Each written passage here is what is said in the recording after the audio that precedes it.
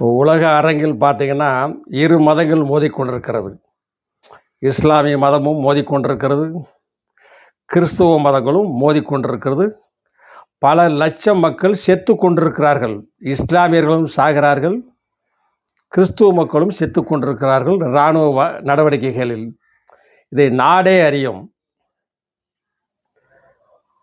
அதை பற்றிய கவலை இந்நாட்டு மக்களுக்கு இருக்கிறது. அனுதாபம் தான் தெரிவிக்க முடியும். ஆதரவு கொடுக்கவும் முடியவில்லை. நீ இந்தியனா என்று கேட்கிறார்கள்.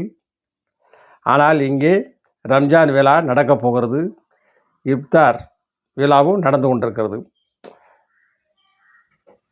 அரசியல்வாதிகள் ஒருதலை பட்சமாக செயல்படுகிறார்கள்.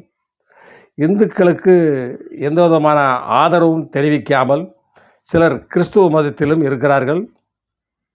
இஸ்லாமிய மதத்தை சார்ந்து பேசுகிறார்கள். இது உலக அரங்கிலே நம்ம பார்த்து கொண்டிருக்கிறோம். 2 மதங்கள் தான் அதிகமாக பாதித்து கொண்டிருக்கிறது. உலக அரங்கிலே நம்ம பார்த்து கொண்டிருக்கிறோம். இரு மதங்கள் இந்தியாவில் ஒற்றுமையாக வாழ்கிறார்கள். இந்துக்களோடு ஒன்றாக இருக்கிறார்கள்.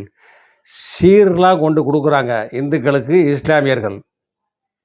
கிறிஸ்தவர்களும் வழிபடுகிறார்கள் இந்துக்களுக்காக. ஆனால் அரசியல்வாதிகள் இவர்களை ஒற்றுமையாக இருக்க விடக்கூடாது என்பதற்காகத்தான் பல வழிகளில் முயற்சி செய்து கொண்டிருக்கிறார்கள்.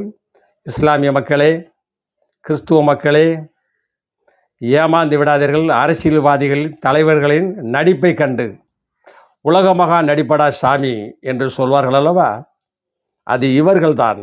சந்தர்ப்பவாதிகள். கலட்டி விடுங்கள் இரு திராவிட கட்சிகளையும் அப்படின்னு மக்கள் பேசிகிட்டு இருக்காங்க.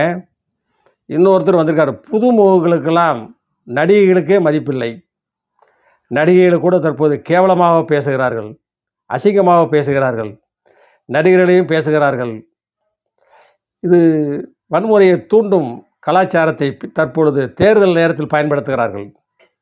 சும்மா கிடந்த சங்க ஊதி கெடுத்தான் என்பது போல் ஓரமாக கிடந்த ஒரு நடிகரை பாவம் உள்ளே இழுத்து அவங்க ரசிகரை வெறுப்பேற்றுறாங்க.